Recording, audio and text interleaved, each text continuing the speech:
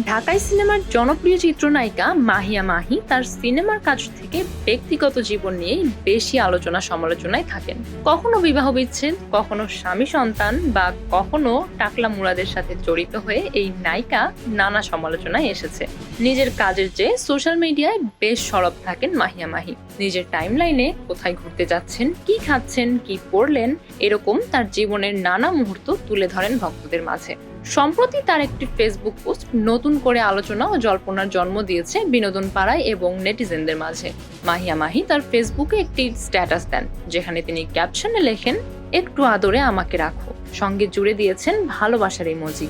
এই ছোট্ট আবেগঘন বাক্যটি নিয়ে ইতোমধ্যেই আলোচনা সমালোচনা শুরু হয়ে গেছে। ইতিবাচক এবং নেতিবাচক দুই ধরনের মন্তব্যই করছেন তার ভক্ত অনুরাগীরা।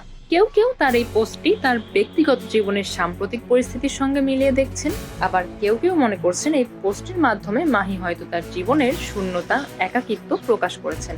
আবার কেউ কেউ দাবি করছেন এটি হয়তো কোনো গানের বা সিনেমার সংলাপও হতে পারে। তবে মাহি এখন পর্যন্ত এই পোস্ট নিয়ে কোনো কিছু নির্দিষ্ট করে বলেননি। তার এই রহস্যময় পোস্টটি নিয়ে ভক্তদের মনে তৈরি হয়েছে নানা ধরনের প্রশ্ন। তিনি কি সত্যিই মানসিকভাবে কিছুটা একাকী বোধ করছেন, নাকি এটি কেবলই তার মনের একটি ক্ষণিকের অনুভূতি প্রকাশ?